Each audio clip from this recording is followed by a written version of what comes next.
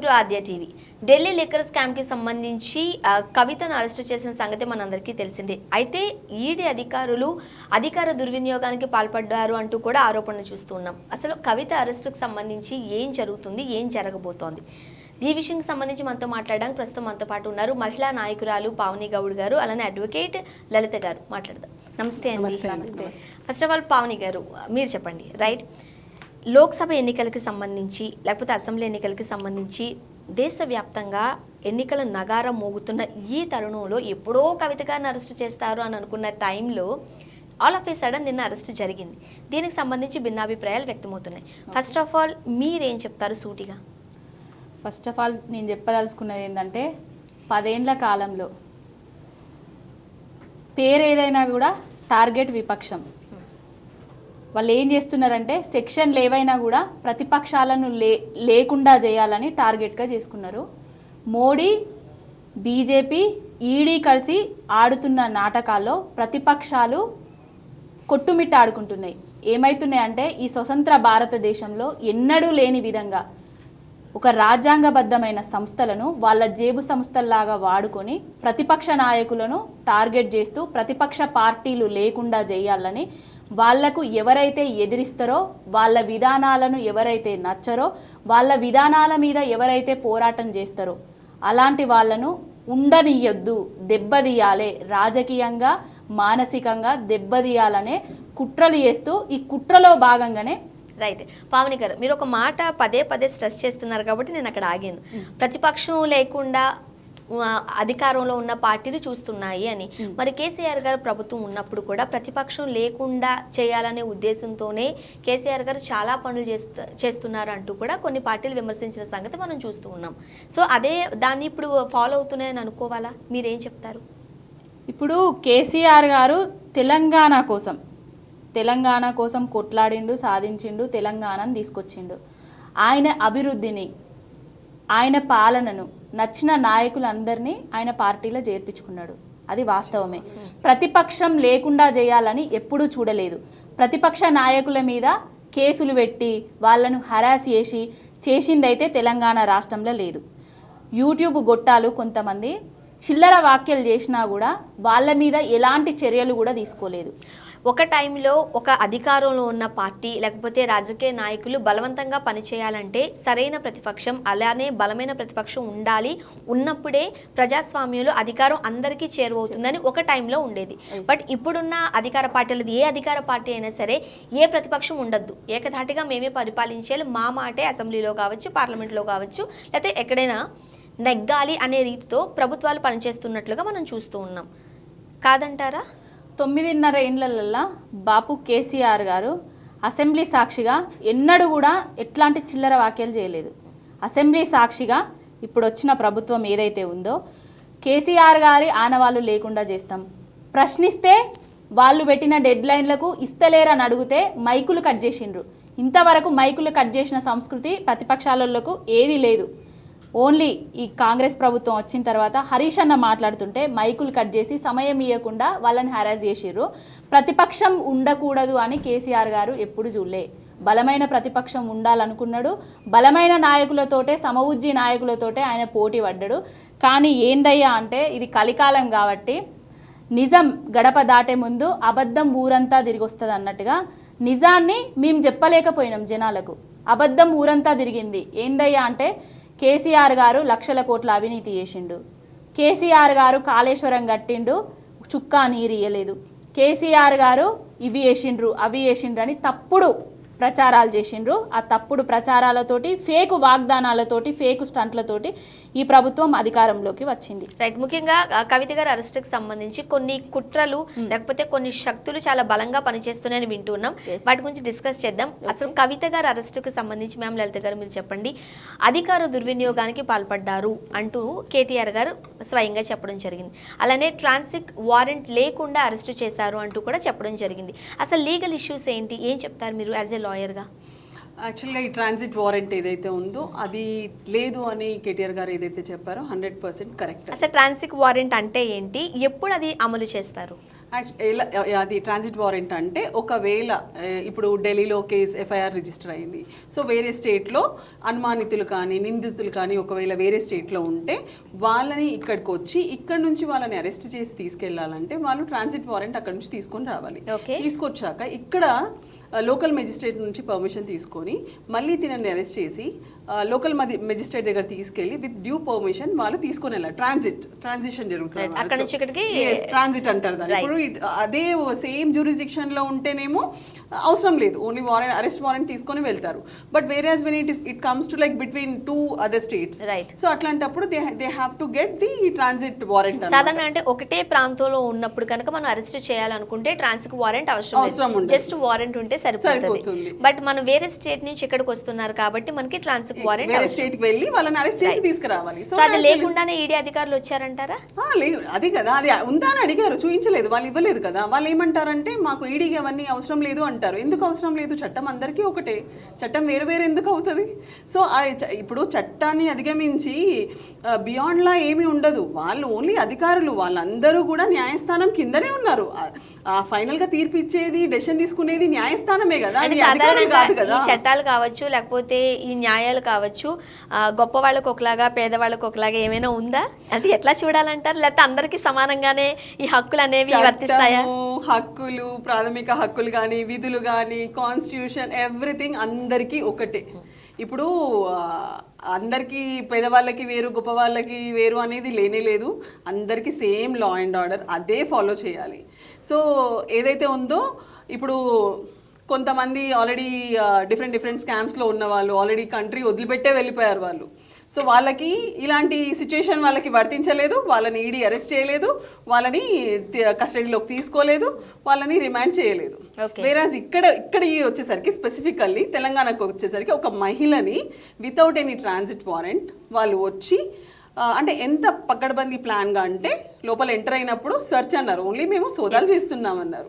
So వాళ్ళు సోదాలు చేసుకోవచ్చు, విచారణ చేసుకోవచ్చు. సాధారణంగా ఇంతకు ముందు కూడా మనము కవిత గారు మేము మీ దగ్గరకు వచ్చి మాట్లాడలేము, ఆన్సర్ చేయలేము అన్నప్పుడు ఇంట్లోనే విచారించడం మనం చూస్తున్నాము. సో అక్కడ మీడియా అంతా కూడా బలంగా మోహరించినప్పటికీ అరెస్ట్ చేస్తారని మాత్రం పెద్దగా ఊహించలేదు.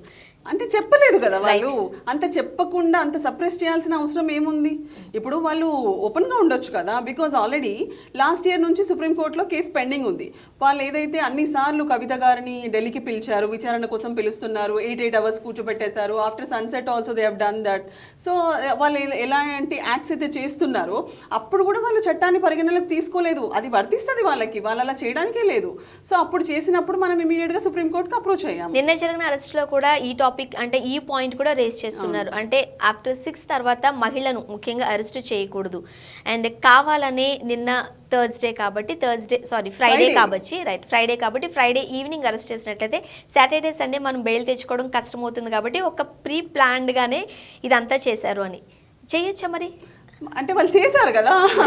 సో ఏదైతే యూజువలీ ఇప్పుడు ఒకవేళ మ్యాటర్ సుప్రీంకోర్టులో ఉండకుండా సో వాళ్ళు ఒకవేళ ఇప్పుడు అండర్టేకింగ్ ఇచ్చారు, అలాంటి అండర్టేకింగ్ ఏమీ లేకుండా కోర్టులో ఏం లేకుండా వాళ్ళు వచ్చారు, ఓకే అరెస్ట్ చేయాలనుకున్నారు, చేసుకోవచ్చు. కానీ మళ్ళీ after sunset before sunrise they are not suppose to do that.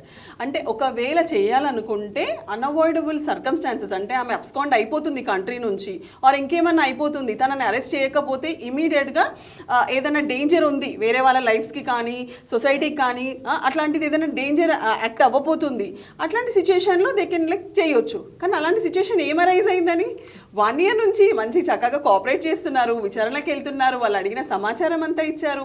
ఇచ్చిన తర్వాత నిన్నటికి నిన్న పోనీ 145కి ఎంటర్ అయ్యారు. అప్పుడే చెప్పొచ్చు కదా మేము అరెస్ట్ చేయబోతున్నామంటే మాకు టైం ఉండే. యాంటిసిపేటరీ బెయిల్ ఆల్రెడీ కేజ్రీవాల్ గారికి నిన్న వచ్చింది, వస్తే మేము కూడా మూవ్ చేసేవాళ్ళం కదా, మాకు కూడా గ్రాంట్ అయిపోయేది. అంటే వాళ్ళ కంప్లీట్ ఆలోచన ఏంటంటే చెప్పొద్దు, ఆఫ్టర్ 6 తర్వాత 520కి అరెస్ట్ చేశామని డిక్లేర్ చేస్తున్నారు. అది రిలీజ్ చేసింది ఆఫ్టర్ 6 తర్వాత వాళ్ళు చెప్పేది. సో 520ది లెటర్ చూపిస్తున్నారంటే అవన్నీ వాళ్ళు రాసుకొని వచ్చారు ఆల్రెడీ. సో కావాలనే ప్రీ ప్లాన్డ్ గా జరిగిందని చెప్తున్నారు, రైట్? Of course. రైట్. మీరేం చెప్తారు పావని గారు? అంటే కావాలనే ప్రీ ప్లాన్డ్ గానే కవిత గారిని అంటే all of A sudden arrest చేశారు అండ్ దీని వెనకాల కొన్ని శక్తులు చాలా బలంగా ఉన్నాయి అని.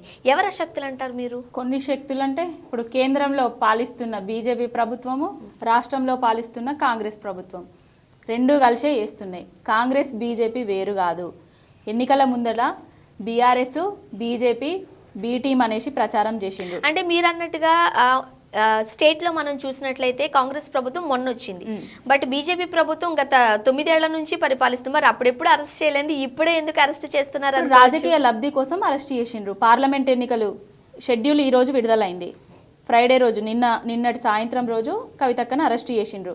నిన్న మోడీ వచ్చిండు, ఈడీని కూడా తీసుకొచ్చిండు, కవితక్కను అరెస్ట్ చేయించిండు. రాజకీయంగా తెలంగాణలో లబ్ధి పొందడానికి మాత్రమే, రాజకీయంగా కేసీఆర్ గారిని దెబ్బతీయడానికి మాత్రమే, రాజకీయంగా కేసీఆర్ గారి ఫ్యామిలీని ఒక స్కీమ్ల ఫ్యామిలీ స్కాములు చేసింది అని ప్రజలకు నిరూపించడానికి మాత్రమే అరెస్టులు చేసిండ్రు. అది నిరాధారమైన ఆరోపణలు. అవి అసలు ఆధారాలు లేని లిక్కర్ స్కామ్. అది అసలు అందులో ఆధారాలే లేవు. ఎవడో పిల్లై ఆయన చెప్పిన స్టేట్మెంట్ను ఆధారంగా చేసుకొని దీన్ని ఇట్లా కొనసాగిస్తూ ఉన్నారు. 2 సంవత్సరాల నుంచి లాగుతున్నారు. 2 సంవత్సరాల నుంచి కూడా ఒక ఆడబిడ్డ ఈడీ శక్తులను, కేంద్ర ప్రభుత్వాన్ని అందరినీ ఎదిరించి వాళ్ళు ఎప్పుడు పిలిచినా, ఏ టైంలో పిలిచినా కూడా ఆ టైంలో పోయి వాళ్ళకు సహకరించింది.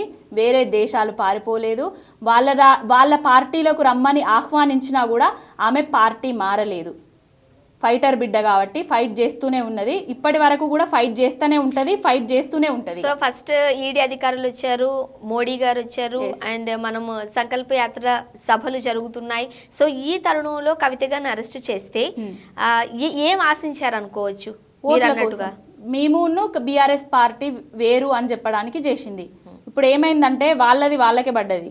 ఏంటంటే బడే బాయి చోటే బాయి అని రేవంత్ రెడ్డి మోడీ ఇద్దరు ఎట్లా అనుకున్నారో, మేమిద్దరము సత్సంబంధాలను కొనసాగిస్తాము, మేము కాంగ్రెస్ ప్రభుత్వమే కానీ బీజేపీ తోటి పూరితమైన వాతావరణాన్ని నెలకొల్పుకుంటామనేసి రేవంత్ రెడ్డి చాలాసార్లు చెప్పిండు ఆ గుంపు మేస్త్రి.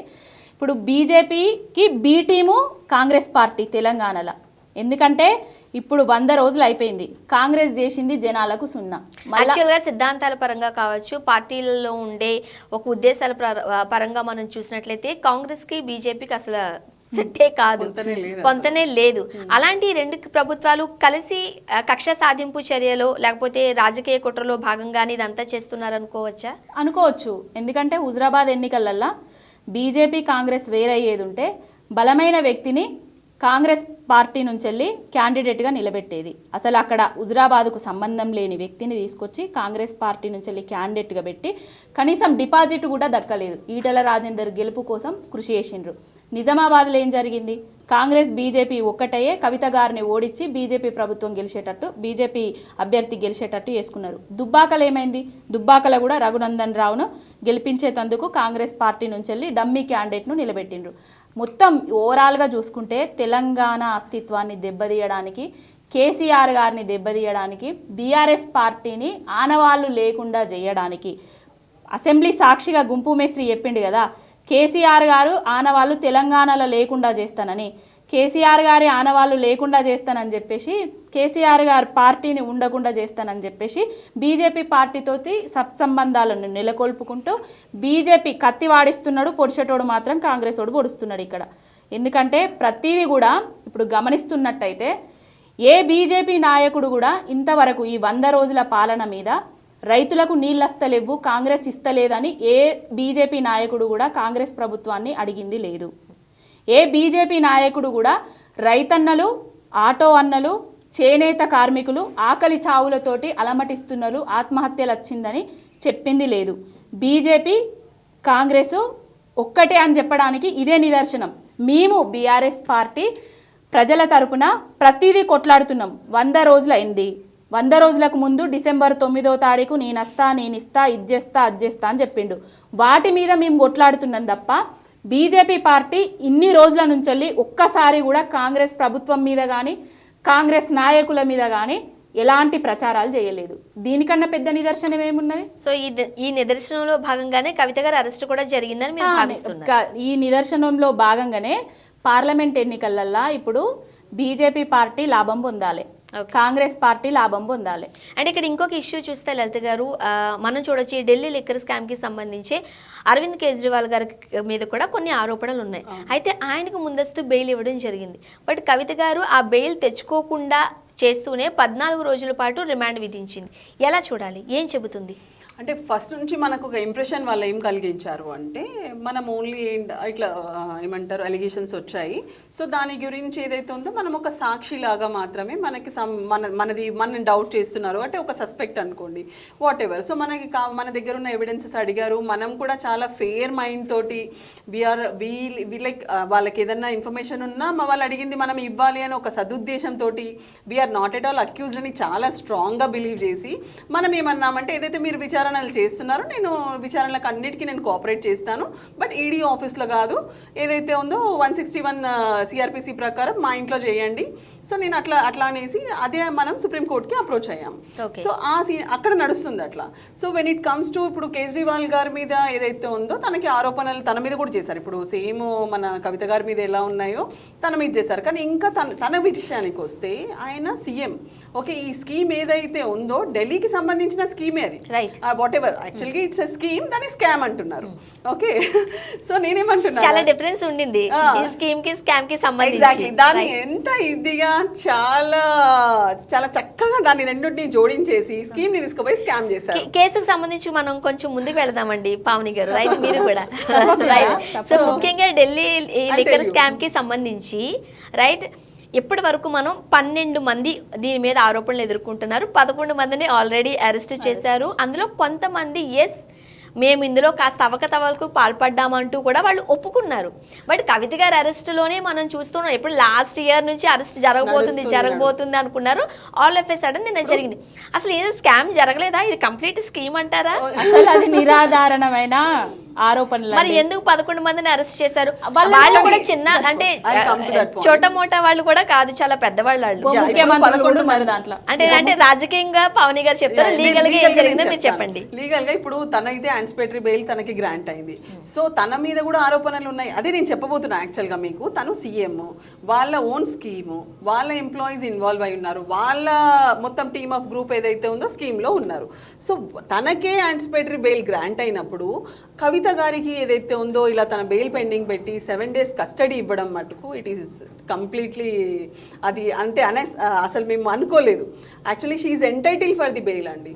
ఎప్పుడైతే తను బెయిల్కి అడిగారో ఆ బెయిల్ అప్లికేషన్ అలౌ చేయాల్సి. అంటే 12 మంది కూడా ఒకటే రాష్ట్రానికి సంబంధించిన వాళ్ళు కూడా కాదు, డిఫరెంట్ స్టేట్స్ కి సంబంధించిన వాళ్ళు. అండ్ ముఖ్యంగా కవిత గారి దగ్గరకు వచ్చేసరికి సౌత్ లో తానే రైట్ ఒక టీమ్ లీడర్ గా వర్క్ చేస్తున్నారంటూ కూడా ప్రధాన ఆరోపణ. 11 మందిలో సరే 11 మందిని వాళ్ళు కస్టడీకి తీసుకున్నారు. ఇంత చేశారు కదా, కొన్ని 100 కోట్ల స్కామ్ అన్నారు వాళ్ళు. ఆ స్కీమ్ ని కొన్ని 100 కోట్ల స్కామ్ అన్నారు. సో ఎన్ని 100 కోట్లు వాళ్ళు ఇప్పటి వరకు రికవరీ చేశారు? వెదర్ దే హ్యావ్ డన్ ఏదైనా చూపించారా ఇప్పటి వరకు ఆధారాలు? సింప్లీ వాళ్ళని లోపల కూర్చోబెట్టేశారు. వాళ్ళు దగ్గర అప్రూవల్గా మారారని చెప్పేసి కొంతమంది చెప్పిన మాటల ప్రకారము కవిత గారిని ఈ కేసులో అన్నెసెసరీలీ ఇంప్లికేట్ చేయడం జరిగింది. ఓకే, అది ఒక పాయింట్. అయితే వాళ్ళైతే ఇన్వెస్టిగేషన్ డిపార్ట్మెంట్ ఏదైతే ఈడీ ఉందో వాళ్ళ ఇన్వెస్టిగేషన్ అట్టర్లీ ఫెయిల్ అయినట్టు ప్రూవ్ అయిపోయింది. బికాస్ ఇప్పటి వరకు ఇప్పుడు ఆల్మోస్ట్ 1.5 2 years వస్తుంది దగ్గర ఈ 2 yearsలో కూడా ఒక్క రికవరీ లేదు. 100 కోట్ల రికవరీలు, అరే 100 కోట్లు 200 కోట్లు రికవర్ చేయాలి కదా. మరి వాళ్ళు ఏం చేస్తున్నట్టు అంటే నిజంగా స్కామ్ జరిగి ఉంటే కనిపించేటివి. అంటే అప్రూవల్ గా మారానని చెబుతున్న మాటల్లో కూడా వాస్తవం లేదంటారా? లేదు, బెదిరించిండ్రు. ఇప్పుడు వాళ్ళ ఈడీ అధికారులు బెదిరించి అప్రూవల్ గా మార్చేసి చెప్తారా మీరు? అంతే మరి. 100 కోట్ల స్కామ్ జరిగిందని చెప్పిండ్రు. దాంట్లో ఎంతంటే లక్షల రూపాయలు కూడా చూపించలేదు దాంట్లో. ఇగో ఇక్కడ అసలు స్కామ్ ఎక్కడుంది, ఆధారాలు లేకుండా దర్యాప్తు ఏమిటి? ఢిల్లీ హైకోర్టు ఇది. మద్యం విధానాల్లో అసలు కుంభకోణం ఎక్కడ ఉందని ఎన్ఫోర్స్మెంట్ డైరెక్టర్ ఢిల్లీలోని రౌత్ ఎవెన్యూ కోర్టులో నిరుడు మే 7న సూటిగా ప్రశ్నించింది. ఓకే, ఈ కేసులో ఈడీ తగిన సాక్ష్యాధారాలతో దర్యాప్తు కొనసాగించడం లేదని అసహనం వ్యక్తం చేసేసింది. స్టేట్మెంట్ల సహాయంతో తప్ప ఆధారాలకు అనుగుణంగా ఈ దర్యాప్తు కొనసాగడం లేదని అభిప్రాయపడ్డది. ఎవరో వచ్చి ఈడు దొంగ అని చెప్తే ఆ దొంగ అని తీసుకుపోయి విచారణ అది కూడా ఎవరో జరుగుతుంది. కాదు, దొంగ అని చెప్పి పట్టుకొచ్చిన పట్టుకొచ్చిన ఆయననే ఆయననే అతను చెప్తుంటే ఇంకొక person. ఈమెను పర్సన్ ని టార్గెట్ పోనీ చేసి తనకి చేస్తున్నారు. సంబంధించిన తన రికార్డులో కానీ తన స్టేట్మెంట్లో కానీ బ్యాంక్ స్టేట్మెంట్స్ కానీ ట్రాన్సాక్షన్స్ కానీ అసలు లేకపోతే ఏదైనా వీడియోస్ కానీ ఇట్లా డబ్బులు ఎక్స్చేంజ్ అవుతున్నది కానీ అసలు ఏముందని బ్యాంకు ఏమున్నాయి Nothing ఖాతాలు, అసలు. ఆధారాలు పోనీ ఏవీ ఇప్పుడు లేవు. కవిత గారిని పక్కన పెడితే అసలు ఆ పట్టుకున్న 11 మంది దగ్గర నుంచి ఏం తీశారు వాళ్ళు? ఇప్పటి వరకు ఏమీ లేదు. అంటే ఇదంతా ఏంటంటే అక్కడ వాళ్ళ టార్గెట్, ఇక్కడ తెలంగాణ ఇట్లా టార్గెట్, మేబీ ఢిల్లీ కూడా టార్గెట్. అండ్ ముఖ్యంగా ఇక్కడ సామాన్యులకు వస్తున్న ఇంకొక డౌట్ కూడా మేము ముందు పెడుతున్నాను పావని గారు. Okay. రైట్, ఎక్కడైతే అంటే తెలంగాణలో ఎంపీకి సంబంధించి లోక్సభ స్థానాలకు సంబంధించి క్యాండిడేట్స్ ని ఒక్కొక్కరిని సెలెక్ట్ చేస్తున్నారు. అందులో కవిత గారికి కన్న కూతురికే సీట్ ఇవ్వలేదు, కేటాయించలేదు Okay. అని ఇది మనం వింటున్నాం. మరో పక్క ఎంత నడిచినా కూడా కేసీఆర్ గారు ఎప్పటివరకు ఒక్క మాట కూడా మాట్లాడలేదు. విన్నారా మీరు? ఒక తుఫాన్ వచ్చే ముందట నిశ్శబ్దం అట్లనే ఉంటది. అట్లా అనుకోవాలంటారా? అంతే అనుకోవాలి. ఓకే, పులి 2 అడుగులు వెనకకేసింది అనేసి పాపం కేటీఆర్ గారు మాత్రం అన్నగా సో తన బాధ్యతగా తను మాట్లాడుతూనే ఉన్నారు, ఫైట్ చేస్తున్నారు. బట్ కేసీఆర్ గారు వాయిస్ ఎక్కడ వినడం లేదు. ఇప్పుడు కంపల్సరీ న్యాయం మీద అంటే న్యాయస్థానాల మీద అందరికీ నమ్మకం ఉంటది. అలాగే కేసీఆర్ గారికి కూడా నమ్మకం ఉంది. పవన్ గారు కేసీఆర్ గారికి ముందే తెలుసు అంటారు ఇలా అరెస్ట్ జరగబోతుందని? తెలుసు. ఎందుకు తెలియదు? ఆయనను నేరుగా ఎదుర్కోలేక ఏదో ఒకటి చేస్తారని మేము అనుకున్నాము. కవిత గారిని అరెస్ట్ చేస్తారని ముందు నుంచి మేము అనుకున్నదే, ఎక్స్పెక్ట్ చేసినాము. అదే జరిగింది. ఇప్పుడు జరిగినా కూడా కేసీఆర్ గారు మాట్లాడతలేరు, కేసీఆర్ గారు ముందుకు వస్తలేరు అని మీరు అంటున్నారు కదా. కేసీఆర్ గారికి మాట్లాడతారు, ముందుకు వస్తారు, ఆయన చేసే పనులు ఆయన చేస్తున్నారు. అంటే ఇప్పుడు ఈ రైట్ టైం కదండి, ఇది మాట్లాడాల్సిన సమయం ఖచ్చితంగా మాట్లాడతారు. ఎందుకనంటే రాజకీయాలను కేసీఆర్ గారు చూసినంత క్షుణ్ణంగా ఆ రాజకీయ చదరంగంలో పావులు కదపడం అనేది ఎవ్వరికి సాధ్యం కాదు, అది ఒప్పుకుని తీరాల్సింది. అపర చాణుక్యుడు ఆయన. అలాంటి ఆయన ఎన్నికల టైంలో నగారం మోగుతున్న టైంలో ఎక్కడో ఒక ఇబ్బందికరమైన పరిస్థితి వస్తుందని తెలిసి కూడా ఎందుకు మౌనం వహించారు? 14 రోజులు కూతురు రిమాండ్ లో ఉంది అంటే అది చిన్న విషయం అయితే కాదు కదా. అపర చాణుక్యుడు అని మీరే అంటున్నారు కదా. ఒప్పుకుని తీరాల్సిందే. చాణుక్య నీతిలో భాగంగానే మౌనం వహిస్తున్నారు. ఓకే, ఏ సమయంలో మౌనాన్ని వీడాలో ఆయనకు బాగా తెలుసు. ఏ సమయంలో ఈ ఢిల్లీ, ఈ గుజరాత్ బానిసలకు సమాధానం చెప్పాలో కూడా కేసీఆర్ గారికి బాగా తెలుసు. ఇవన్నీ కుట్రలు చేసినా, కుతంత్రాలు చేసినా మేమేది వణికేది లేదు, జనికేది లేదు. పోరాడుతూనే ఉంటాం, కేసీఆర్ గారు వెన్నంటే ఉంటాం. ఈ నాయకులు అండ్లకు పోయినా, ఆ నాయకులు ఇండ్లకు వచ్చినా, అధికారం ఉన్న కాడికి నాయకులు ఓడు పక్క ఇప్పుడే చూస్తలేము, చాలా రోజుల నుంచి చూస్తున్నాం. ఈగలున్న కాడికి, బెల్లం ఉన్న కాడికి ఈగలు పోతాయి అంటారు కదా. అట్లనే అధికారం ఉన్న దగ్గరికి కొంతమంది నేతలు పోతున్నారు. పోతే వచ్చే సమస్య మాకైతే ఏం లేదు, మాకు నేతలకు కురవలేదు, కార్యకర్తలకు కుదవలేదు. సాధారణంగా మనం ఈ జంపింగ్ అనేవి చూస్తూనే ఉంటాం. ఏ పార్టీ అధికారంలో ఉందో ఆ పార్టీలోకి అది బీఆర్ఎస్ ఫర్ ఎగ్జాంపుల్ అధికారంలో ఉందనుకోండి, ఇతర పార్టీల నుంచి ఇందులోకి జంప్ అయ్యే వాళ్ళని కూడా మనం చూస్తున్నాం. ఇంతకు ముందు చాలా ఫోకస్డ్ గా ఉండేవారు కానీ ఇప్పుడు ఎవరు పట్టించుకోవట్లేదు పెద్దగా. వెళ్లే వాళ్ళు వెళ్తూనే ఉంటారు, ఉండేవాళ్ళు ఉంటూనే ఉంటారు, వచ్చేవాళ్ళు వస్తూనే ఉంటారు. అంటే ప్రజలకు కూడా అర్థమైపోయింది. లిటరలీ ఎవ్రీవన్ చూస్తుంటే అంటే వాళ్ళకి ఒక మూవీ కంటే కూడా దట్స్ వాట్, ఒక బయట హిట్ మూవీ కంటే కూడా చాలా మంచి రసవత్తరంగా ఈ రాజకీయాలు నడుస్తున్నాయి యాక్చువల్ గా. కానీ ఇది ఏదైతే ఉందో ఎలాంటి మనం సైన్ ఇస్తున్నాం యాక్చువల్ గా, అది చాలా ఇంపార్టెంట్ కదా. అండ్ ముఖ్యంగా ప్రజల్లో కూడా ఒక క్లారిటీ వచ్చేస్తుంది. రైట్, ఇప్పుడు ఎన్నికలు జరగబోతున్నాయా, ఇప్పుడు ఏముంది హాట్ టాపిక్ 4-5 ఉన్నాయి, ఇందులో ఏదో ఒకటి జరుగుతుంది. అంతే, ఈడీ వస్తుందా, మోడీ వస్తాడా, లేకపోతే కేసులు వస్తాయా అనేసి ప్రజలే కూడా వాళ్ళు కూడా అనుకున్నారు. వాళ్ళు అనుకున్న ప్రకారమే ఈడీ వచ్చింది, కవిత గారిని అరెస్ట్ చేసింది. ఈ అరెస్టులో భాగంగా మమ్మల్ని ఏదో దెబ్బతీద్దాం అనుకున్నారు, కానీ వాళ్ళ కళ్ళల్లోనే వాళ్ళు పొడుచుకున్నారు. ఎందుకంటే పాపం ఆడబిడ్డను సూర్యాస్తమయం తర్వాత 6 గంటలకు తీసుకుపోయి వేరే రాష్ట్రానికి తీసుకుపోయి అరెస్ట్ చేయడం ఏంది, అసలు ఏంది, ఎక్కడున్నాం మనము, ఎలాంటి, అసలు ఎవరి పరిపాలన ఏంది ఇది అనేది ప్రజలు కూడా గమనిస్తున్నారు. అండ్ ముఖ్యంగా మనము ఒకసారి లీగల్ పాయింట్ మనం చూసినట్లయితే సుప్రీంకోర్టుకి అండర్టేకింగ్ ఇచ్చాము లేకపోతే ఇచ్చారు అని చెబుతూ ఉన్నారు. అసలు ఏంటి ఆ ప్రొసీజర్ ఎట్లా ఉంటుంది? అంటే 15th సెప్టెంబర్ 2023 రోజున సుప్రీంకోర్టులో ఈడీ వాళ్ళు అండర్టేకింగ్ ఇచ్చారు. ఏంటి అంటే ఈ కేసు నడిచే వరకు, అంటే సుప్రీంకోర్టులో ఏదైతే కేసు నడుస్తుందో ఆ కేసు నడిచే వరకు ఎలాంటి కోయర్సివ్ స్టెప్స్ కవిత గారికి అగేన్స్ట్గా మేము తీసుకోము అన్నారు. ఓకే, ఆ క్లియర్గా అండర్టేకింగ్ సుప్రీంకోర్టు ఉన్నత న్యాయస్థానం ముందు వాళ్ళు ఏదైతే వాళ్ళు ఇచ్చారో అండర్టేకింగ్ అది స్టిల్ ఎగ్జిస్టెన్స్ లోనే ఉంది, అంతే కదా. సో ఎగ్జిస్టెన్స్ లో ఉన్నప్పుడు రిమాండ్ కి ఎట్లా ఇచ్చారు? ఎగ్జాక్ట్లీ, అంటే అరెస్ట్ ఆల్సో కోయర్సివ్ స్టెప్స్ అండి. ఓకే, ఏదైనా కూడా అడ్వర్స్గా వెళ్ళొద్దు, మేము అడ్వర్స్గా వెళ్ళము, కోయర్సివ్ చేయము అన్నప్పుడు అడ్వర్స్ కానీ coercive whatever it is they are not suppose to arrest her. Okay, but అదన్నీ ఏమంటారు పక్కన పెట్టేసి నిన్న అంత తొందరగా వచ్చేసి అంత ఇమీడియట్గా అలా సోదాల పేరుతో చెప్పి ఒక 4 గంటలు టైంపాస్ చేసేసి ఆ తర్వాత ఫైన్గా ఆఫ్టర్ 6 o'clock ఏదైతే ఉందో ఒక డ్రామా ఇది తీసుకొచ్చి వాళ్ళు ఏదైతే చూపించారో లేదు మేము 520కి అరెస్ట్ చూపిస్తున్నామని. సో ఇవన్నీ చూడగానే న్యాచురలీ మన ఐటీ మినిస్టర్గా చేశారు కేటీఆర్ గారికి అన్నీ తెలుసు. Not only as a brother heart, as a ఆయనకి లీగల్ పాయింట్ ఆఫ్ వ్యూస్ అన్నీ he knows very well. Most intellectual person తను. సో తను ఎప్పుడైతే అది చూసారో ఆయన క్వశ్చన్ చేసింది అదే, మీరు సుప్రీంకోర్టు ముందు అండర్టేకింగ్ ఇచ్చారు ఏంటి కోయర్సివ్ స్టెప్స్ తీసుకోనని. సో ఏదైతే ఉందో ఆ కోయర్సివ్ స్టెప్స్ ఇప్పుడు ఎందుకు తీసుకుంటున్నారు మీరు, అదొక క్వశ్చను. ప్లస్ మీరు ఏదైతే ఉందో ట్రాన్సిట్ వారెంట్ ఎక్కడుందని. ఓకే, సో అవన్నీ అడిగే హక్కు ఉంది న్యాచురలీ, నాట్ ఓన్లీ హేమ్, ప్రతి పౌరుడికి అడగొచ్చు. సో అది ప్రాథమిక హక్కు, మనం క్వశ్చన్ చేయొచ్చు, అందులో తప్పేముంది. ఇప్పుడు వాళ్ళ విధులు వాళ్ళ ప్రకారమే వాళ్ళ విధులన్నీ వాళ్ళు కంప్లీట్ చేసేసామంటున్నారు. After that whatever on record అయితే ఏదైతే ఎవిడెన్సెస్ ఉన్నాయో దాన్ని బట్టి ఈ క్వశ్చన్ దెమ్ ఏంటి అని. ఇప్పుడు అండర్టేకింగ్ ఇచ్చిన తర్వాత వీళ్ళు ఏదైతే దాన్ని అంటే ఉల్లంఘించారో న్యాచురలీ అది ఇప్పుడు ట్యూస్డే రోజు ఉంది కేసు. ట్యూస్డే రోజు మాకు కంప్లీట్గా నమ్మకం ఉంది ఏ న్యాయస్థానం ముందైతే వాళ్ళు అలా అండర్టేకింగ్ ఇచ్చారో న్యాయస్థానం తప్పకుండా వాళ్ళ మీద చర్య తీసుకుంటుందని. అండ్ ముఖ్యంగా అంటే ఈ టైంలో ప్రతి రాష్ట్రంలోనూ ఒక హాట్ సిచ్యువేషన్ నడుస్తున్న తరుణంలో ఈ ఢిల్లీ లిక్కర్ స్కామ్ అనేది ఒక రాష్ట్రాన్ని కాదు దేశాన్నే ఒక రకంగా చెప్పండి ఒక షేక్ చేసిందని అనుకోవచ్చు. ఈ టైంలో కవిత గారిని అరెస్ట్ చేయడం తెలంగాణలో ఎటువంటి ప్రకంపనలు సృష్టిద్దాం అనుకుంటున్నారు? తెలంగాణలోని రాజకీయాలను మార్చుదామని ఏమైనా అనుకుంటున్నారా? తెలంగాణ రాజకీయాలు మార్చుదామనేసే కేసీఆర్ గారిని అస్తిత్వాన్ని దెబ్బతీద్దామనేసే వాళ్ళు అరెస్ట్ చేసిండ్రు. కానీ తెలంగాణ సమాజం చాలా చైతన్యవంతమైన సమాజం.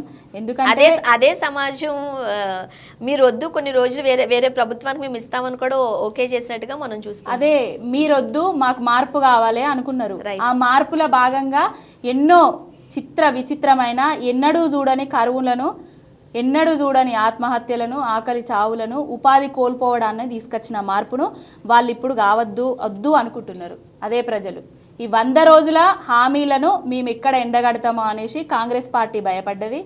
బీజేపీ పార్టీతోటి సత్సంబంధాలు నెలకొల్పుకున్నది. వాళ్ళిద్దరి మోటో ఏంటంటే కేసీఆర్ గారిని బదనాం చేయడం.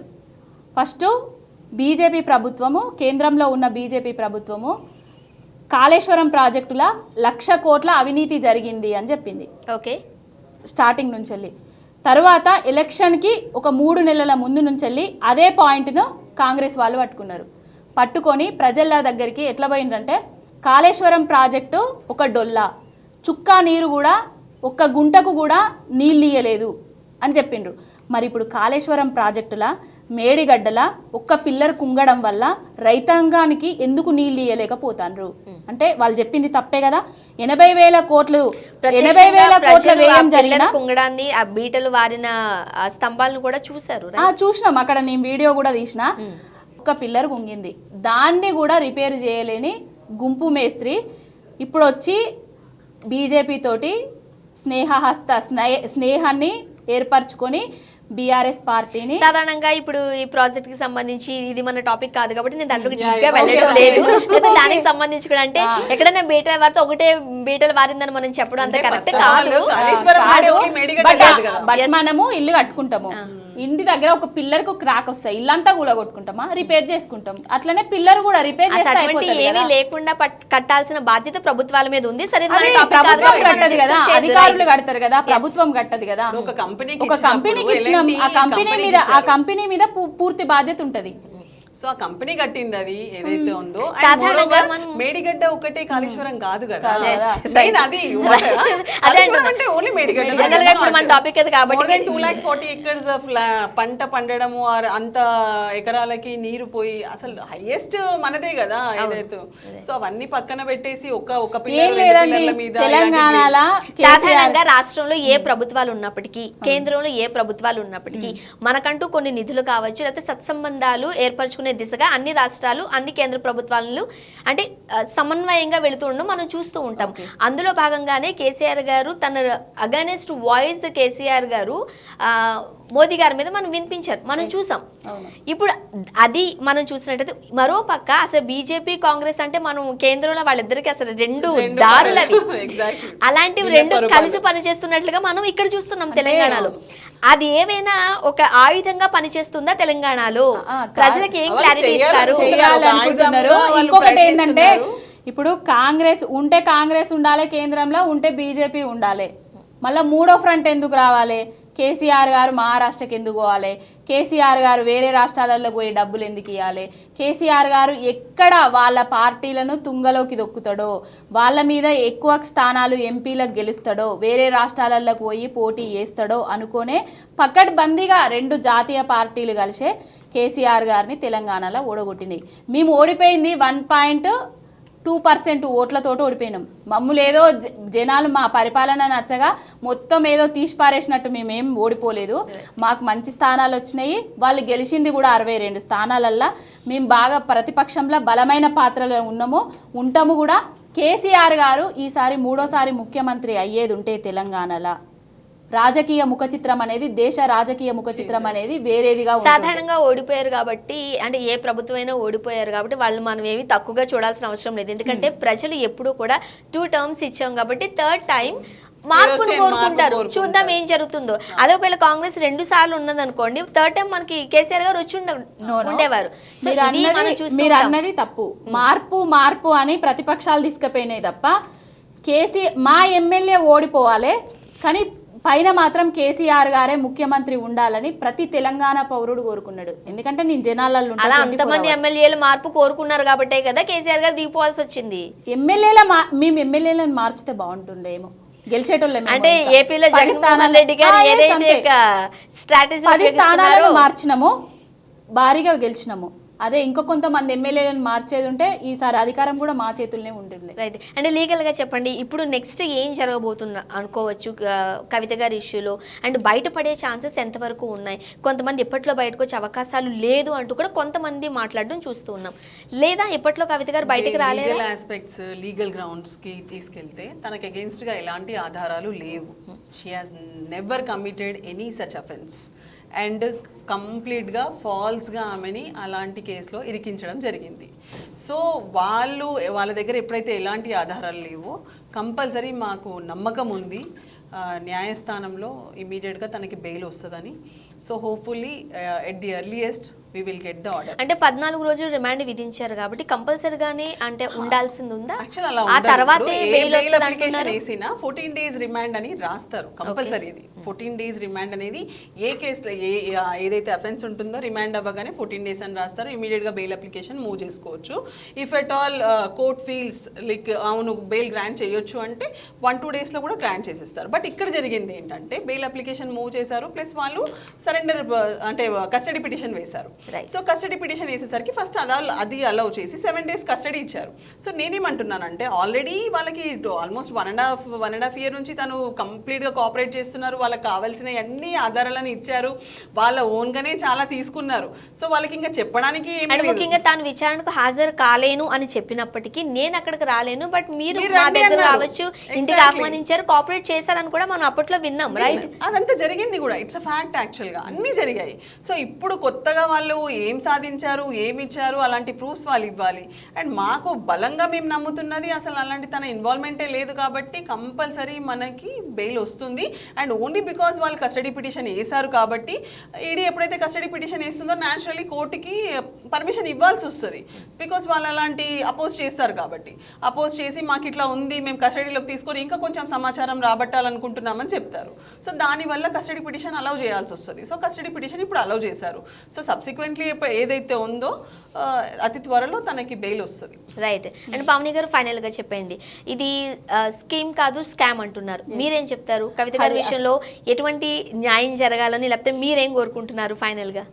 ఒక ఆడబిడ్డగా కోరుకుంటున్న ఏంటంటే అదైతే స్కీమ్ కాదు, కవితక్క సంస్కృతి సాంప్రదాయాలకు నిలువెత్తు నిదర్శనం. అంటే బతుకమ్మ కోర్టు ఎత్తుకొని దృష్టిలో ఆడ మగ తేడా ఉండదు కాబట్టి కొన్ని చట్టాలు ఆధారాలను చట్టాలు కదా, అన్ని ఏదైనా చట్టాలు ఆధారాలను బట్టి ఉండాలి. ఆధారాలను బట్టి. ఆమె దాంట్లో చేసిందా చేయలేదా ఇంతవరకు ఏ ఆధారాలను కూడా బయట పెట్టలేదు. అసలు ఆమె ఇన్వాల్వ్ అయింది, అసలు ఆమె ఇన్వాల్వ్మెంట్ కూడా లేదు. ఎవరో ఇచ్చిన స్టేట్మెంట్ను ఆధారంగా తీసుకొని ఆమెను దాంట్లో ఇన్వాల్వ్ చేసిండ్రు. ముఖ్యంగా అధికార దుర్వినియోగానికి పాల్పడ్డారు, అక్రమంగా అరెస్టు చేశారు అంటూ కూడా బీఆర్ఎస్ నేతలు కావచ్చు, పార్టీ శ్రేణులు కావచ్చు పెద్ద ఎత్తున తమ వాయిస్ వినిపిస్తున్నది. కాబట్టి మీరేం చేయబోతున్నారు? అధికార దుర్వినియోగం చేసిండ్రు, ఒక ఆడబిడ్డ అని చూడకుండా అరెస్టులు చేసిండ్రు. దీనికి దెబ్బకు కొట్టబోతున్నాము. పోరాటం కొత్త కాదు, తెలంగాణకు పోరాడుతాము, తెగించి మీ వాయిస్ కొట్లాడతాము. ఎక్కడ వినిపించాలనుకుంటున్నారు? ఢిల్లీ వీధుల్లోనా, తెలంగాణ గల్లీల్లోనా? తెలంగాణ గల్లీలో వినిపించేటప్పుడు తెలంగాణ గల్లీలో వినిపిస్తుంది, ఢిల్లీ వీధుల్లో వినిపించేటప్పుడు ఢిల్లీ వీధుల్లో వినిపిస్తుంది. తెలంగాణ కోసము తెలంగాణ రాష్ట్రంలో వినిపించడం, రాష్ట్ర ఏర్పాటు కోసం తెలంగాణ రాష్ట్ర ఏర్పాటు కోసము తెలంగాణలో వినిపించడము, గల్లీలో ఢిల్లీ లెవెల్లో కూడా వినిపించినాము. అదే న్యాయం మా పక్కన ఉన్నదని నమ్ముతున్నాము. కవిత గారు ఎలాంటి తప్పు చేయలేదని, కడిగిన ముత్యం లెక్క ఆమె బయటికి వస్తుందని గట్టిగా నమ్ముతున్నాం, బలంగా నమ్ముతున్నాం. కవితక్క ఎలాంటి అసలు స్కాములు చేయలేదు. స్కీమును స్కామ్ అనుకొని దాంట్లో వీళ్ళందరిని ఇరికిస్తున్నారు. మనీష్ సిసోడియా గారిని కూడా ఉప ముఖ్యమంత్రి అని చూడకుండా కేజ్రీవాల్ ఢిల్లీలో షాడో సీఎంగా ఉండేటోడు మనీష్ సిసోడియా విద్యా వైద్య రంగంలో ఎనలేని విప్లవాలను తీసుకొచ్చిండు. వాళ్ళు చేస్తున్న విప్లవాలను ఓర్చుకోలేక మోడీ ఏం చేసిండంటే పంజాబ్లో ఆల్రెడీ పోటీ చేసిండ్రు, గెలిచిండ్రు, వాళ్ళ ప్రభుత్వాన్ని ఏర్పాటు చేసిండ్రు. వీళ్ళని ఎట్లా దెబ్బతీయాలి, ప్రాంతీయ పార్టీలను ఏ విధంగా దెబ్బతీయాలని, కేజ్రీవాల్ను దెబ్బతీయాలనే దాంట్లో ఇదంతా జరుగుతున్నది. కేజ్రీవాల్ను దెబ్బతీయడంలో భాగంగా మనీష్ సిసోడియా గారిని అరెస్ట్ చేసిండ్రు. ఇక్కడ కేసీఆర్ గారిని దెబ్బతీయడంలో భాగంగా కవిత గారిని అరెస్ట్ చేసిండ్రు. ప్రాంతీయ పార్టీల అస్తిత్వాన్ని దెబ్బతీయడానికి మాత్రమే మోడీ ఈడీ వాళ్ళ జేబు సంస్థల లెక్క వాడుకొని ప్రతిపక్ష నాయకులను టార్గెట్ చేస్తూ, విపక్షాలను లేకుండా చేస్తూ, వాళ్ళ దారికి ఎవరైతే అడ్డు వస్తారో వాళ్ళ దారికి అడ్డు లేకుండా చూస్తూ అక్రమ అరెస్టులు చేస్తున్నారు. ప్రతిదీ చూస్తారు, కాలం అన్నిటికీ సమాధానం చెప్తుంది. కర్మ సిద్ధాంతం, ఎవరు ఏదిస్తే వాళ్ళకి తిరిగి వస్తుంది. వాళ్ళు కూడా జైల్లో ఉండబోయే రోజులు కూడా వస్తాయి. ముఖ్యంగా ఎన్నికలు దగ్గర పడుతున్న సమయంలో జరిగిన అరెస్టు కాబట్టి ఇది రాజకీయ కోణంలో రాజకీయ కుట్రగా అయితే మీరు భావిస్తున్నారు? డెఫినెట్లీ చెప్తున్నాను కదా, రాజకీయ కుట్ర. పార్లమెంట్ ఎన్నికలలో లబ్ధి పొందడానికి నలుగురు ఎంపీలు గెలిచిండ్రు బీజేపీ పార్టీ నుంచి వెళ్ళి. తెలంగాణకు తీసుకొచ్చింది గుండు సున్నా, క్వశ్చన్లు అడిగింది గుండు సున్నా, వాళ్ళ ప్రాంతాలకు అభివృద్ధి చేసింది గుండు సున్నా. మా కరీంనగర్ అయితే IIIT పోతంటే చేతులు కట్టుకొని చూసి సప్పుడేక ఏంది అదే పాదయాత్రను ఏదో యాత్రలు చేసుకుంటున్నాడు ఆ బండి సంజయ్. IIITని కర్ణాటకకు తరలించకపోతే మూగేశం వేసి కూర్చున్నాడు. తెలంగాణ అస్తిత్వాన్ని కాపాడినరా? తెలంగాణ గలాన్ని బలాన్ని ఢిల్లీలో పార్లమెంట్లో ఎవరన్నా వినిపించిండ్రా? వినిపించిన పార్టీ ఏదన్నా ఉన్నదంటే అది బీఆర్ఎస్ పార్టీ. ప్రతిదీ స్టార్టింగ్ నుంచి మొదటి నుంచి తెలంగాణ రాష్ట్రం సిద్ధించడానికి టీఆర్ఎస్ పార్టీ, తెలంగాణ రాష్ట్రం సిద్ధించిన తర్వాత పార్లమెంటుగా గట్టిగా బలాన్ని గలాన్ని వినిపించింది బీఆర్ఎస్ పార్టీ. అక్కడ కేంద్ర ప్రభుత్వం నుంచి వెళ్ళి హక్కులను కొట్లాడి తీసుకొచ్చింది BRS party. Right. Thank you so much అండి పావని గారు, అలానే థ్యాంక్ యూ సో మచ్ లలిత గారు. ఢిల్లీ లిక్కర్ స్కామ్కి సంబంధించి ప్రజలకు రకరకాల సందేహాలు ఉన్నాయి. చట్టం ఏం చెబుతోంది, న్యాయం ఎట్లా అమలు కావాలి, అండ్ రకరకాల అభిప్రాయాలు ఉన్న నేపథ్యంలో ఒక చక్కటి క్లారిటీ ఇచ్చారు. థ్యాంక్ యూ సో మచ్ అండి పావని గారు, మీ అభిప్రాయాలు పంచుకున్నారు. Thank you very much.